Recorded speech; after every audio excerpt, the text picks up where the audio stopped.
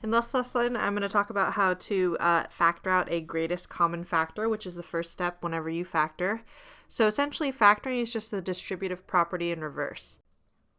And what you do to factor out the greatest common factor is you first have to figure out what the GCF is. So what you do is you list out all the factors of each coefficient, so the number in front of the variable, and you're going to pick the largest common factor, so the factor that they all have. Then you're going to look for the variable with the lowest degree exponent. So if there's a constant term, there's no variable in the GCF. And then lastly, if your leading term is negative, then you must factor out the negative. So your GCF must contain a negative. So once you determine the GCF, what you do is you divide all the terms by the GCF, and whatever you have left over goes on the inside of the parentheses with your GCF written out in front. So what you're going to end up with is the GCF out in front with a polynomial on the inside. Okay. Lastly, you can always check your final answer by multiplying, and that should match the original problem. All right, so let's take a look at this example. We're going to factor this polynomial. So first thing, what we're going to do is we're going to list out all the factors of each coefficient, and we're going to pick the largest common factor. Okay, so the coefficients are 6, 8, and 4, so we're going to ignore the sign. So the factors of 6, 1, 6, and 2, and 3. The factors of 8 is 1, 8. I like to list them out in pairs, and then 2 and 4. And then we have the 4, and that's going to be 1 and 4, and 2 and 2.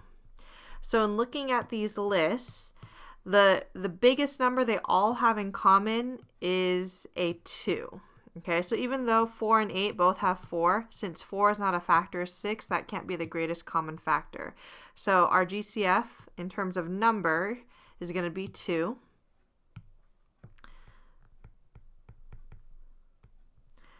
Okay, then we look for the variable with the lowest degree exponent. Okay, so looking through here, we have negative 6x to the fourth plus 8x cubed minus 4x.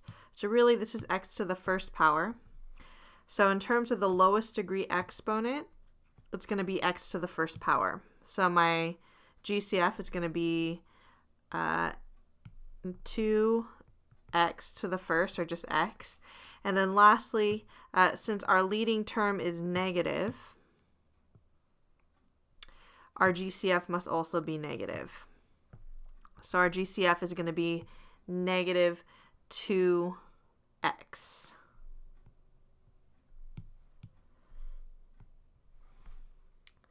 Okay, so now that we have our GCF, our final answer is going to look something like this. Our GCF goes out in front, negative 2x. And then inside the parentheses, we just divide each term by the GCF. So I'm going to divide this term by negative 2x, this term by negative 2x, and this term by negative 2x. So negative 6 divided by negative 2 is positive 3, and then x to the fourth over x to the first, we just subtract the exponent. So 4 minus 1 is x cubed. Then 8x cubed divided by negative 2x, so 8 divided by negative 2 is negative 4. And then x cubed over x to the first, so 3 minus 1, that's x squared. And then lastly, negative 4 divided by negative 2 is positive 2. And in this case, the x's just cancel. So this is our final answer.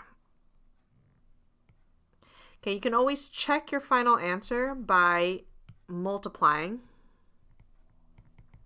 So negative 2x times 3x, that's negative 6x to the fourth. Negative 2 times negative 4, that's positive 8. This is going to be x cubed. And negative 2 times positive 2, that's negative 2x. And this should match the original, which it does, which is how we know it's correct. All right, let's look at another example, a little bit harder. Okay, this example is a little bit harder because it has more than one variable, but the process is still the same. So first thing we do is we're going to list out each factors of the coefficient and pick the largest common factor. Okay, so we have three coefficients here. We have 54, 63, and 36. So off to the side, I'm going to list them out. And this is something that eventually you can kind of just do mentally, but it is good to list them out. So 1 and 54, 2 and 27. A calculator is a good tool here. 3 and 18, and then 6 and 9. Okay, and then factors of 63. We have 1 and 63, 3 and 21, and 7 and 9. And I do recommend that you go in order from smallest to biggest. And then we have 36. So that's 1 and 36, 2 and 18, 3 and 12, 4 and 9, and 6 and 6. So in looking at our list here, the biggest number that they all have in common is 9. So that is going to be part of our GCF.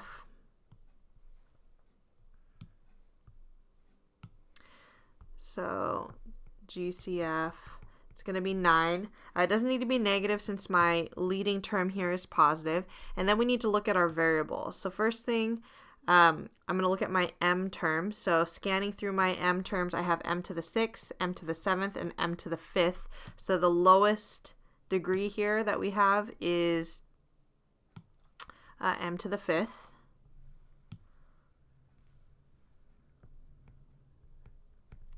And then in looking at our n terms, since only 2 of the terms actually have an n and this middle term doesn't have an n, we can't factor out an n because it's not common. So our GCF is just going to be 9m to the 5th. All right, so our final answer is going to have 9m to the 5th on the outside. And then to get the inside, we're just going to divide everything by my GCF. So divide by 9m to the 5th, 9m to the 5th, and 9m to the 5th. All right, so 54 divided by 9, that's going to be 6. And then we subtract the exponent. So m to the 6 over m to the 5th, that's 6 minus 5, that's just m. And then we have an n squared. Negative 63 divided by 9 is going to be negative 7. And again, we subtract the exponents. M to the 7th minus 7 minus 5 is m squared. And then we have 36 divided by 9, so it's going to be 4.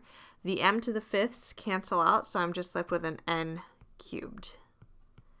And that's our final answer. And just to make sure, I'm just going to check real quick by multiplying. And again, this is something that you could probably just do mentally, but 9 times 6 is 54. Then I have m to the 6th, n squared. 9 times negative 7 is negative 63. And then m to the 5th and m squared is m to the 7th. And then 9 times 4 is positive 36. Then I have m to the 5th, n cubed. And we're looking that it matches our original, which it does. All right, now I'm just going to go over a couple of the practice problems. So number 3. So first, scanning through, I see that my leading term is negative, which means my GCF must be negative. And then I'm looking at my coefficients, so 20, 80, 20, and 70. So since these all end in 0, I know automatically that 10 goes into all of them, and that does happen to be the biggest number that goes into all of them. Okay, lastly, we look at the lowest degree exponent, so it's going to be v cubed. So my GCF is negative 10v cubed. And then to get the inside, we divide everything by negative 10v cubed.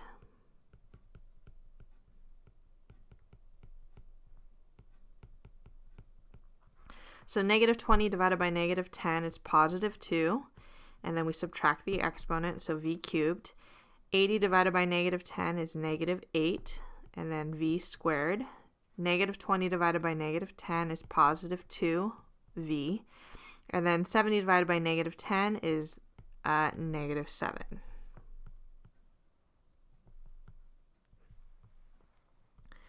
All right, number 9, a little bit harder. We have 2 variables. So first, looking at our first term, it's positive, so I know my GCF is going to be positive. And then we have 18, 18, and 24. So right off the bat, I don't know what the GCF is at the top of my head, so I'm just going to list out my factors. So 18, 1 and 18, 2 and 9, 3 and 6, and that's it. And then listing out my factors of 24, I have 1 and 24, 2 and 12, 3 and 8, 4 and 6, and I believe that's it. So scanning through here, the largest number that goes into both of these is going to be 6. So my GCF is going to contain a 6, and then we look at our exponents. So looking at the x first, I have x to the 4th, x cubed, and x to the 4th, so it's going to be x cubed. And then looking at our y variables, I have y to the 14th, y to the 15th, and y to the 12th. So y to the 12th is the lowest degree exponent, so that's going to be included in my GCF. All right, my final answer out in front is going to be 6x cubed, y to the 12th. And then to get the inside, we're going to divide everything. So 18 divided by 6 is 3. X to the 4th over x cubed is x. And y to the 14th over y to the 12th is y squared. Again, 18 divided by 6 is 3. Our x cubes cancel out, so I'm just left with y cubed.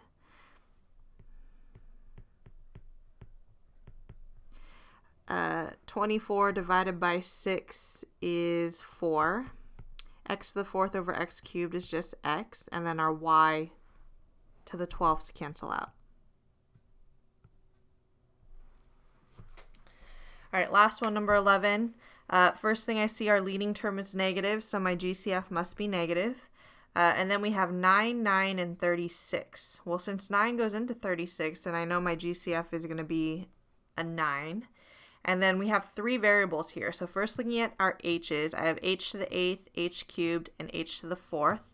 So h cubed is the lowest degree. J, we have j, j squared, and just j. So that means j